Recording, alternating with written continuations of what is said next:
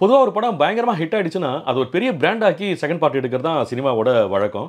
ஆனா, புதுசா ஒரு படத்த வெளியிடுறப்பவே, அத பாகம் 1ன்னு சொல்லி தியேட்டருக்கு கொண்டு வந்தா, இதுக்கெல்லாம் ஒரு தனி கெத்து வேணும் இல்லையா? அந்த வகையில கொரட்டலா சிவா இயக்கத்துல மேன் ஆஃப் மாஸஸ் ஜூனியர் என்டிஆர் நடிச்சு பிரம்மாண்டமா வெளியாகி இருக்கிற தெலுங்கு படம் தேவரா 1. தமிழ், ஹிந்தின்னு மற்ற முக்கிய இந்தி மொழிகள்லயும் வெளியாகி இருக்கு. எப்படி இருக்கு படம்? வணக்கம், இது பணிவீடு டாக்கீஸ். நான் உங்கள் பணிவீடு குமரன். இது தேவரா 1 திரைப்படத்துக்கான விமர்சனம். விமர்சனத்தை தொடங்குறதுக்கு முன்னாடி இது வரைக்கும் இந்த சேனலுக்கு நீங்கள் சப்ஸ்கிரைப் பண்ணாதவங்கன்னா விமர்சனம் முடிகிறப்போ மறக்காமல் சப்ஸ்கிரைப் பண்ணிவிடுங்க. அப்படியே கொஞ்சம் லைக், ஷேர், கமெண்ட்டையும் பண்ணிங்கன்னா இன்னும் சிறப்பான முறையில் பதிவுகளை போடுறதுக்கு எனக்கு அது பெரிய ஊக்கமாக இருக்கும். சரி, இப்போ தேவரா 1 திரைப்படத்தோட கதை என்னன்னு கொஞ்சம் சுருக்கமாக பார்த்துருவோமா? தமிழ்நாடு ஆந்திரா பார்டரில் எர்ணாசமுத்திரம்னு ஒரு கற்பனையான பிரதேசம் தான் கதையோட கதைக்களம். அதில் 4 கிராமிய குழுக்கள் இருக்குது. ஜூனியர் என்டிஆர், சைஃப் அலிகான், ஸ்ரீகாந்த்னு ஒவ்வொரு கிராமத்துக்கும் ஒருத்தர் தலைவராக இருக்கார். அடிப்படையில் மலைவாழ் மக்களாக இருந்தாலும் கடலுக்கு போய் மீன் பிடிச்சிட்டு வர்றது தான் முன்னொரு காலம் வரைக்கும் குலத்தொழிலாக அவங்களுக்கு இருந்திருக்கு. ஆனால் கால ஓட்டத்தில் பொருளாதார தேவையினால் கப்பலில் கண்டெய்னர்களை கடத்துறதை தங்களோட வாழ்வாதாரமாக மாற்றிக்கிறாங்க.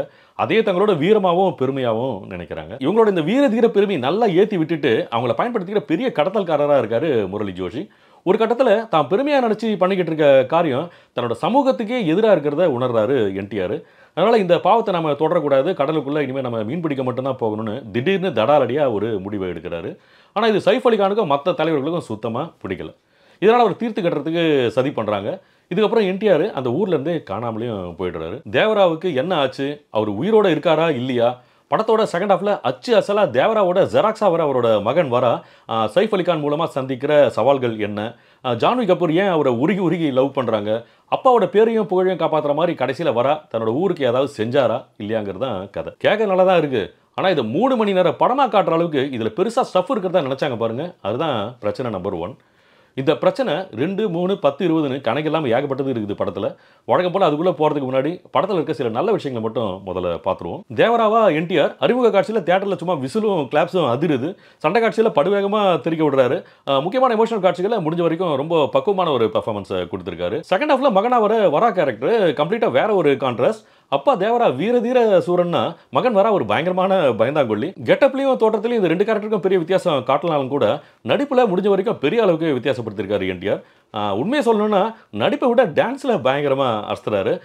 ஒவ்வொரு பாட்லையும் அப்படி ஒரு வெறி குத்து, ஒரு பீட்டை கூட மிஸ் பண்ணாமல் அப்படி ஒரு எனர்ஜி, அப்படி ஒரு ஸ்டைலு, வேற லெவல் டான்சிங். வில்லனா சைஃப் அலிகான். தெலுங்குல இதான் அவருக்கு முதல் படம். ஆரம்பத்தில் என்டிஆரோட சேர்ந்தும் அப்புறம் அவர் எதிர்த்தும் செயல்படுற மாதிரி ஒரு 2 டைமென்ஷனல் கேரக்டர். ரொம்ப நல்ல நடிகர் தான். ஆனால் அவர் திறமையை முழுசாக பயன்படுத்திக்கிற மாதிரி அழுத்தமான காட்சிகள் எதுவும் படத்தில் இல்லாததுனால படத்தில் எந்த டென்ஷனையும் ஏற்படுத்தாமல் ரொம்ப சுமாரான ஒரு வில்லனாக வந்துட்டு போறாரு. கடத்தல் குரூப்புக்கு தலைவனாக வர முரளி சர்மா அவரோட வழக்கமான ஷேஷ் எதுவும் பண்ணாமல் கொஞ்சம் சீரியஸ் டோன்லேயே பண்ணது ஆச்சரியமாக இருந்துச்சு. அதே சமயம் முக்கியமான கேரக்டராக இருந்தும் அதோட ரைட்டிங் வீக்காக இருந்ததுனால அவரும் எடுபடாமலே போயிடுறாரு. அப்புறம் ஊர் தலைவர்களாக ஸ்ரீகாந்தும் ஷைன் டாம் சாக்காவும் அவங்க கேரக்டரோட தன்மையை புரிஞ்சு ரொம்ப யதார்த்தமாக நுணுக்கமான ஒரு பெர்ஃபார்மன்ஸை கொடுத்துருக்காங்க. கலையரசன் கோவக்கார இளைஞராக வராரு. ஒரு சில காட்சிகளில் சிறப்பாகவும் பண்ணியிருக்காரு.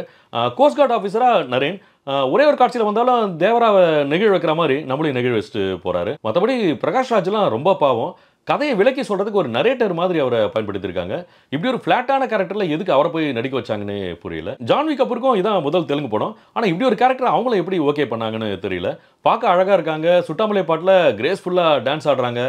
ஆனால் ரொம்ப செயற்கையான முட்டாள்தனமான ஒரு ரோல். அதை பற்றி கொஞ்சம் பின்னாடி பேசலாம். டெக்னிக்கல் ஆஸ்பெக்ட்ஸை பொறுத்த வரைக்கும் படத்தை பெருசாக தாங்கி நிறுத்துறது ரத்னவேலோட சினிமாட்டோகிராஃபி தான். கடலில் கண்டெய்னர்ஸை கடத்துகிற காட்சிகள், கடலுக்கு அடியில் நடக்கிற சண்டை, மக்களோட வாழ்விடங்கள், சுட்டாமலை பாட்டோட விஷுவல்ஸ், மண்ணை கிளறி கிளறி போடுற சண்டை காட்சின்னு ஒவ்வொன்றும் ஒவ்வொரு டோனில் அந்த காட்சியோட மூட பக்காவாக செட் பண்ணிடுது. இதை என்ஹான்ஸ் பண்ணுற மாதிரி சிஜி டீமும் பேக்ரவுண்டில் செம்மையாக உழைச்சிருக்காங்க. தேவரா கத்தி வீசுறப்போ தெரிகிற ரத்தம் வானத்தில் இருக்கிற அறவட்ட நிலாவை முழு வட்டமாக்கிட்டு போகிற மாதிரி ஒரு ஃப்ரேம் பண்ணியிருப்பாங்க. அதெல்லாம் சான்ஸே இல்லை. செம விஷுவல் ட்ரீட்டு. படத்துக்கு மியூசிக் வேற யாரும் இல்லை, நம்ம அனிருத் தான். 3 மணி நேரத்துக்கு இழுவியாக நகர இந்த படத்தை ஓரளவு சகிச்சிட்டு பார்க்கலான்னா அது காரணமே அவர் போட்டிருக்க பிஜிஎம்னு சொல்லலாம். சண்டை காட்சியெல்லாம் அதிரடிசியில் பட்டையை கிளப்பியிருக்காரு. சுட்டாமலை பாட்டு சொல்லவே வேணாம், வேற லெவல் ரிப்பீட் மோட் சாங் அது. ஆனால் அதே சமயம் விக்ரம் படத்துக்கு போட்ட பிஜிஎம் தீமை இல்லை ரிப்பீட் பண்ணியிருக்க வேணாம். அதே பீட் அதே ரிதம், ஆனால் சவுண்டிங் மட்டும் கொஞ்சம் லைட்டாக மாற்றி கிளைமேக்ஸ் சமயத்தில் போட்டிருக்காரு. அதை கொஞ்சம் தவிர்த்துருக்கலாம். சரி, படத்தோட பிரச்சனைக்கு வருவோமா? ஒண்ணா ரெண்டா என்னத்த சொல்றது? ஏகப்பட்ட ஆர்டிஸ்ட் படத்துல இருக்காங்க. அதனால எல்லாருக்கும் முக்கியத்துவம் கொடுத்து எப்படி கதைய கொண்டு போறதுன்னே தெரியாம கோட்ட விட்ட மாரி தான் மொத்த திரைக்கதையும் கெடுத்து வச்சிருக்காங்க. ஒரு சண்டை வந்தா, சரி போடுங்க அப்படின்னு பார்க்குறோம். பாட்டு வந்தா அத ரசிக்கிறோம். இத தாண்டி படத்துல வியந்து ரசிக்கிறதுக்கு பெருசா எதுவுமே இல்ல. டெப்த் இல்லாத கேரக்டர்ஸ், சுத்தமா இம்பாக்ட் இல்லாத சீன்ஸ். நீங்க ரசிக்கிறதுக்கு தான் 1க்கு 2 2 என்டிஆர காட்டுறமே, அது போதாதான்னு கேட்கிற மாரி படத்த எடுத்து வச்சிருக்காங்க. லாஜிக்னு ஒரு விஷயம் படத்துல துளி கூட இல்ல. சண்டை காட்சியில சாகசம் பண்றது தப்புல்ல தான். ஆனா கப்பல்ல இருக்கிற கண்டெய்னர்கள வெறும் கயித்த கட்டி போட்ல இறக்குறதெல்லாம் ரொம்ப டென்மேட்ச். அதெல்லாம் எவ்வளோ டன் வெயிட் இருக்கும்? அத பத்திலாம் யோசிச்ச மாரியே தெரியல. ஆக்ஷன் சீன்ஸ்ல நிறைய ஆக்ரோபாட்டிக் ஸ்டண்ட்ஸ்லாம் பண்ணியிருக்காங்க. அதெல்லாம் கூட ஓகே தான். ஆனா ஒரு கட்டத்துல கண்டெய்னர்ஸ் மேல வரிசையா காலா கட்டிக்கிட்டு தேவராவும் அவரோட ஆளுங்களும் நிப்பாங்க. அவங்கள தேடிக்கிட்டு அவங்க கீழயே நடந்து போற கோஸ்டல் கார்டு கண்ணுக்கு மட்டும் அவங்க தெரியவே மாட்றாங்க. அது என்ன லாஜிக்னு சுத்தமா விளங்கல. அப்புறம் ஹீரோவும் வில்லனும் ஒருத்தரோட ஒருத்தர் கையை கட்டிக்கிட்டு சண்டை போடுறாங்க. அதோட அவசியம் என்னன்னு புரியல. அதெல்லாம் பார்க்குறப்ப செம காமெடியா இருந்துச்சு. இந்த மாதிரி 1 இல்ல 2 இல்ல படம் முழுக்கவே அன்கன்வின்சிங்கான காட்சிகளா தான் நிறைஞ்சிருக்கு. ஒரு கேரக்டர்னா அதுல ஒரு டிரான்ஸ்ஃபர்மேஷன் இருக்கும் தான். அதுக்காக ஒரே டயலாக்ல அந்த செகண்ட்லயே ஹீரோ மனசு மாறி போற மாதிரி காட்டுறதெல்லாம் ரொம்ப செயற்கையா இருந்துச்சு.